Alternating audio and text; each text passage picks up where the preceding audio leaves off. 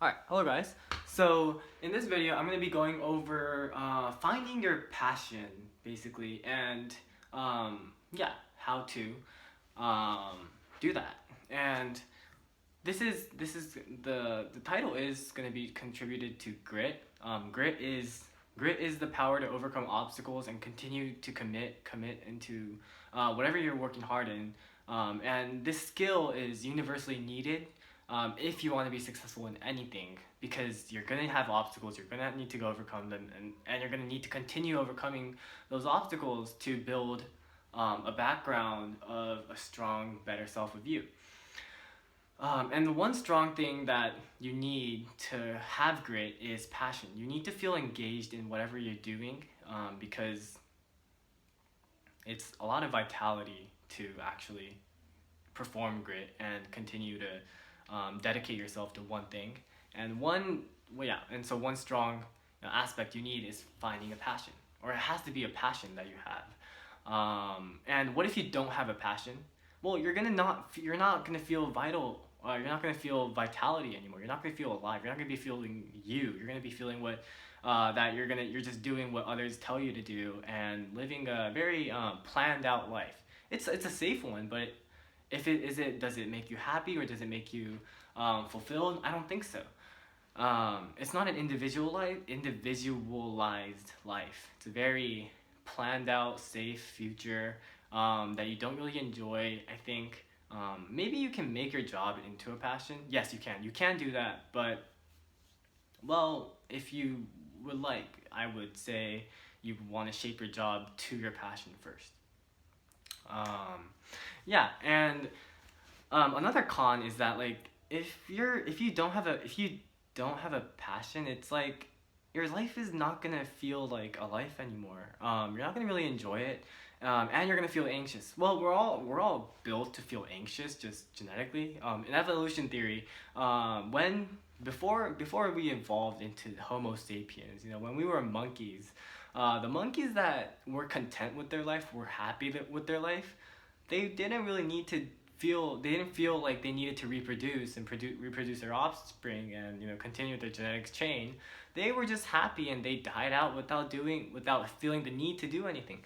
The monkeys that produced their offspring were the ones that felt anxious about life and had the feeling that they need to do something to, well, live on, right? So in a jungle, if a monkey is living there, and there's the anxious monkey and the content monkey. Somehow they know that there's gonna be a storm in the 2 days. The content monkey is not gonna feel any need to really do anything because he's content with his life. It's like, it's okay. It's a storm. I'll get through it. The anxious monkey is very anxious. He prepares like some crazy protection for himself in those 2 days to get through that. And like, yeah, of course that didn't happen, but like it's like those kinds of things built up to make us evolve, or to have us become anxious people in general. And if we don't have a passion, we're gonna feel a lot of anxiety and feeling the need to change. And anxiety and what you're scared of is very good, because that shows what you are not aware of yet. Yeah, it's an unpredictable path, right? Do we want to live a life where everything is predicted and there's nothing new to us, and we're just living the same old life for 60 years? No, we don't. We want to experience new stuff. Feel like explore the unpredictable stuff. And we're built to be scared of that. So that feeling is what directs us to our new actions. As long as we have the drive to explore those paths over the ones that we know are predictable. So, alright, I went a little too long there, but alright, so how do you find your passion? Well, basically, passion starts from curiosity. A personal curiosity in whatever you want to do, it turns into a passion once you commit yourself to it for a prolonged period of time and learn how to work hard in that curiosity. But still, like, you are probably curious about a lot of things. I myself, I'm curious about the Japanese celebrity world. I don't know, acting, computer science, life, relationships, family, a lot of things, right? But to find a new passion, you do need to commit yourself into it. And what makes it hard for you to develop a passion is told here by Dan Ariely, Ali, I don't know. From he's an MIT professor, a psychology professor, and he basically laid out that people don't like to close down paths, even if there is no future benefit. The fact that you're closing down, we're all scared of closing down paths, because, well, we just psychologically don't like to close down paths that we can do. So even if we find a good curiosity to devote our life on, because we are trying out so many curiosities at once, there is a very there's a very low chance that you have enough commitment to actually commit to that one curiosity that you're actually really curious of. And so first of all, commit into that one curiosity. And so to find that curiosity, well, then you have a lot of curiosities that you want to explore, and you're only going to commit to one. So make it really, really the one that most interests you. And I guess so make it the most interesting one. And so how to find a curiosity? I'm going to basically just be asking you questions. I'm going to write this down on the description below. So please just answer them and list a lot of them in your free time. So you can pick out the curiosity. So ask yourself this. So what are the people, places, or actions you feel engaged doing? Okay. And then what do you do in your free time? What do you enjoy to do when you have free time? Personally, I like reading psychology books. I like reading cognitive behavior books. I like hanging out with friends. I need to learn a little more of fashion because I'm going right? Because stuff like that. If you imagine you have a perfect day, then what will that day be like? And please be specific, and with who also. Please be specific. Like in the morning, I'll go out for a run. And watch the dolphins if they're swimming there. Sometimes they are in the beach that I'm in, which is pretty nice. And then at noon I'll go to a cafe, hang out with some friends. At night I'll drink boba and just watch some videos, watch some movies, just chill stuff like that. Yeah, just lay it out. And like for me it was reading. For other people, it may be jet skiing or skiing. It can be different. So there's a lot of individuality that comes out from these questions. So make it as specific as possible because it's relating to your own self.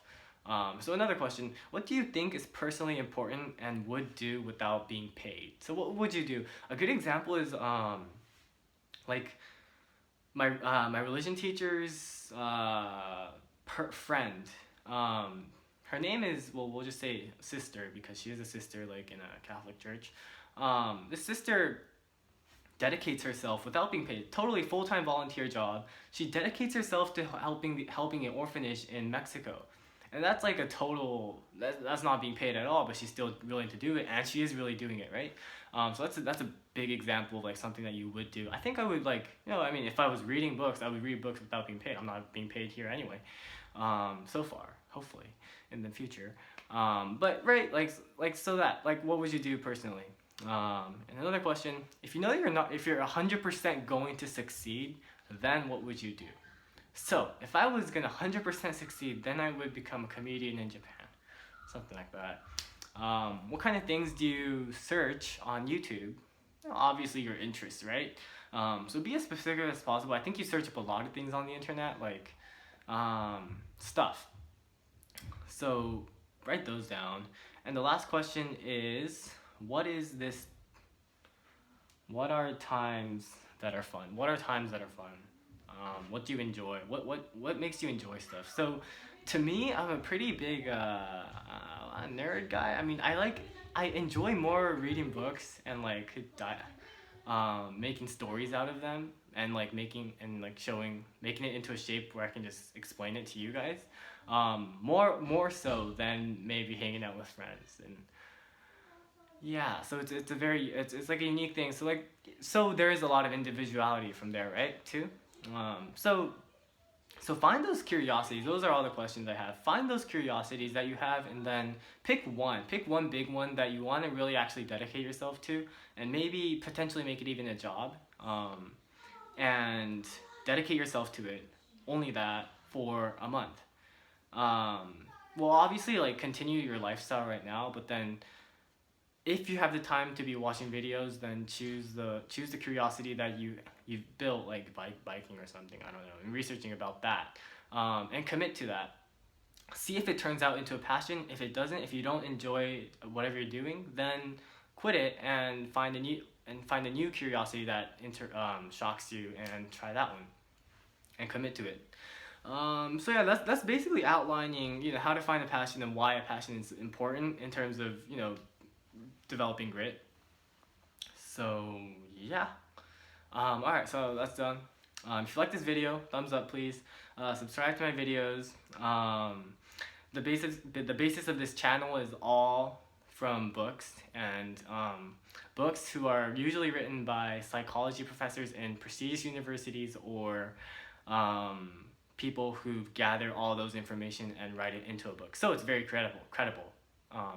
It's not coming from me. It's coming from other smarter people. So yeah. All right. So thank you guys, and I'll see you later.